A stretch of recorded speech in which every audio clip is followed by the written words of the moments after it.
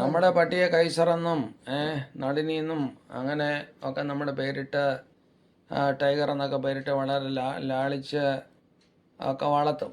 എന്നാൽ ഈ ടൈഗറായിരുന്നാലും കൈസറായിരുന്നാലും ചില സമയത്ത് പട്ടികളൊക്കെ വളരെ ഡേഞ്ചറസ് ആണ്.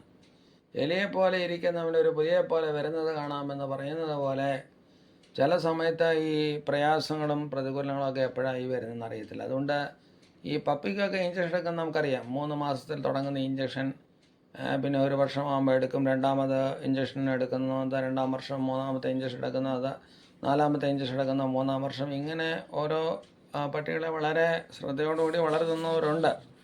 അങ്ങനെയുള്ളവർക്ക് ക്ലാസ് 3 ബൈറ്റ് കിട്ടിയാലും ക്ലാസ് 2 ബൈറ്റ് കിട്ടിയാലും അവർ പട്ടിയെ ഒബ്സർവ് ചെയ്യണം. ഒന്ന്. രണ്ടാമത് അവരെടുക്കുന്നതാണ് എൻ്റെ അഭിപ്രായത്തിൽ വളരെ നല്ലത്. കാരണം നമ്മൾ എടുക്കുന്നത് കൊണ്ട് നമുക്കൊന്നും ഒരു കുഴപ്പമില്ല.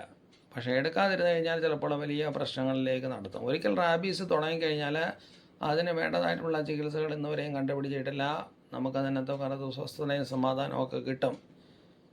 അതൊരു കാര്യമാണ്. പിന്നെ ഞാൻ എലിയെക്കുറിച്ച് പറഞ്ഞു. ചുണ്ടലി, നമ്മുടെ സാധാരണഗതിയിൽ നമ്മൾ കാണുന്നതായിട്ടുള്ള ചുണ്ടലി ഉണ്ടല്ലോ, ആ ചുണ്ടലിക്ക് നമ്മൾ എടുക്കണമെന്നില്ല.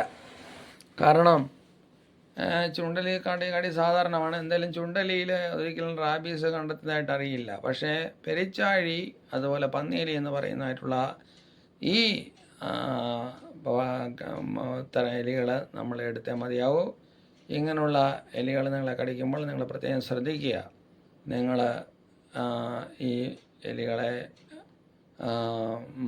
തുരത്തുക. അതുമാത്രമല്ല, നമ്മൾ ARV ഇഞ്ചക്ഷൻ എടുക്കുകയും ചെയ്യുക. ഇത് എൻ്റെ ഉപദേശമാണ്. എടുക്കാതിരിക്കുന്നതിനേക്കാൾ എടുക്കുന്നതാണ് എപ്പോഴും നല്ലത് എന്നുള്ളൊരു പ്രത്യേക കാര്യം നമ്മൾ ശ്രദ്ധിക്കണം.